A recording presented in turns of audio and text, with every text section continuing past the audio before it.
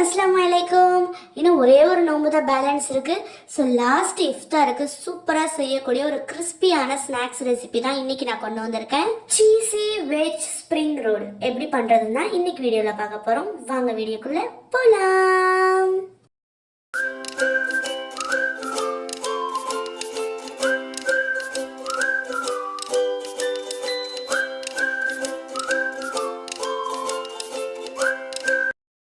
First நம்ம spring roll sheet தான் prepare பண்ணணும். அதுக்கு நான் இன்றைக்கி ஒரு கப் அளவுக்கு மைதா மாவும் 3/4 கப் அளவுக்கு வீட் ஃப்ளோரும் ஒரு 3 டேபிள் ஸ்பூன் அளவுக்கு கார்ன்ஃப்ளோரும் சேர்த்து கொஞ்சமாக உப்பு சேர்த்து கொஞ்சமாக தண்ணி சேர்த்து ஒரு ரன்னி பேட்டராக நான் கலக்கி எடுத்துக்க போகிறேன். என்னதான் நம்ம நல்லா கலக்கினாலுமே கொஞ்சம் லம்ஸ் இருக்கும் இல்லையா, அதனால இதை ஒரு மிக்சர் ஜாரில் சேர்த்து ஒரு தடவை நல்லா பல்ஸ் மோடில் போட்டு அரைச்சி எடுத்துக்கோங்க.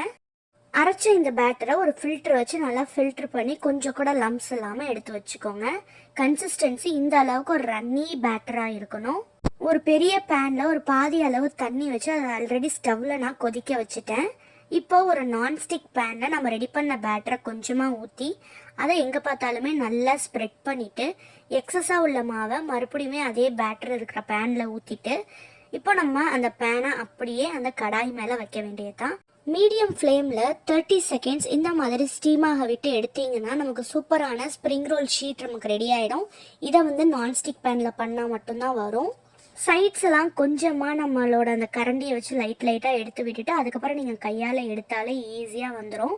இதே மாதிரி உங்களுக்கு எத்தனை ஷீட் வேணுமோ அத்தனை ஷீட்டை ப்ரிப்பேர் பண்ணி இடையில ஒரு பட்டர் பேப்பரோ அல்லது ஒரு பாலித்தீன் கவரோ வச்சுருங்க. இல்லைனா ஒன்றுக்கு ஒன்று ஒட்டிக்கும். இப்போ நம்ம ஸ்டஃபிங் ப்ரிப்பேர் பண்ணிடலாம். ஒரு பேனில் கொஞ்சமாக ஆயில் விட்டு பெருஞ்சீரகம் சேர்த்து நீளமாக கட் பண்ண ஆனியன்ஸ், கேப்சிகம் அண்ட் கேரட்டை ஆட் பண்ணிக்கோங்க. நம்ம சமோசாக்கெலாம் எப்படி ஸ்டஃபிங் ப்ரிப்பேர் பண்ணுறோமோ அதே மாதிரி தான். ரொம்ப வேகணும்னு அவசியம் இல்லை. ஒரு 50% வெந்தால் மட்டும் போதும். தேவையான அளவுக்கு உப்பு ஆட் பண்ணிக்கோங்க. 1 teaspoon chilli powder, 1/2 teaspoon turmeric powder, 1/2 teaspoon pepper, 1/2 teaspoon garam masala, இது எல்லாத்தையுமே சேர்த்து ஒரு தடவை நல்லா கலந்து விட்டுக்கோங்க. 1 டீஸ்பூன் அளவுக்கு ஜிஞ்சர் கார்லிக் பேஸ்ட்டும் சேர்த்து ஒரு தடவை நல்லா கிளறி விட்டுக்கோங்க. நான் கொஞ்சமாக கெச்சப் ஆட் பண்ணியிருக்கேன். உங்களுக்கு வேணாம்னு நீங்கள் ஸ்கிப் பண்ணிவிடுங்க.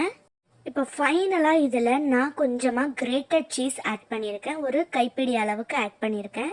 சீஸ்லாம் நல்லா மெல்ட் ஆகிற வரைக்கும் ஒரு 20 to 30 செகண்ட்ஸ் நல்லா மிக்ஸ் பண்ணி விட்டுட்டு ஸ்டவ் ஆஃப் பண்ணிவிடுங்க. இப்போ நம்ம ப்ரிப்பேர் பண்ணி வச்ச ஸ்ப்ரிங் ரோல் ஷீட்ஸில் நம்ம ஸ்டஃபிங்கை வச்சு ரோல் பண்ணிட வேண்டியதுதான்.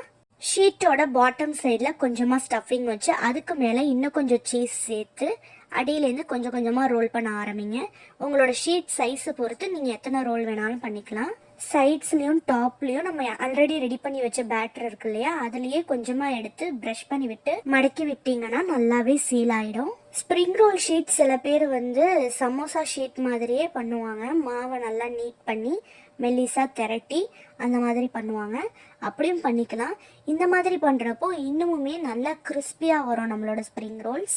ஷீட்ஸ் மட்டும் நீங்கள் ப்ரிப்பேர் பண்ணும்போது இடையில ஒரு பட்டர் பேப்பரோ அல்லது ஒரு பாலித்தீன் கவரோ வச்சு நீங்கள் ரெடி பண்ணி வச்சுக்கோங்க. இல்லைனா ஒன்றுக்கு ஒன்று ஒட்டிக்கிறதுக்கான சான்ஸ் நிறையா இருக்குது. அப்படி இல்லைனா நீங்கள் ஸ்டஃபிங்கை ரெடி பண்ணிவிட்டு ரோல் பண்ணுறதுக்கு முன்னாடி இந்த ஷீட்டை ஒன்றா ப்ரிப்பேர் பண்ணி ரோல் பண்ணிக்கோங்க. அவ்வளோதான், நம்மளோட எல்லா ஸ்ப்ரிங் ரோல்ஸுமே ரெடி ஆகிடுச்சு. இப்போ இதை ஒன்றா ஆயிலில் போட்டு பொரிச்சு எடுத்துட வேண்டியது தான். எண்ணெயை ஹை ஃப்ளேமில் வச்சு நல்லா சூடாக ஆனதுக்கப்புறம் மீடியம் ஃப்ளேமில் மாற்றிட்டு ஒன்றா போட்டு டக்குன்னு திருப்பி போட்டு எடுத்துடணும்.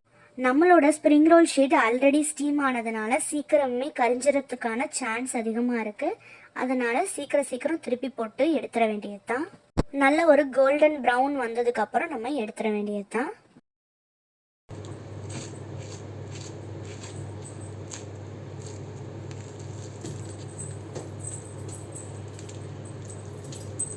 பார்த்தீங்களா எந்த அளவுக்கு வெளியில் கிறிஸ்பியாகவும் உள்ள சீஸியாகவும் இருக்குது அப்படின்னு.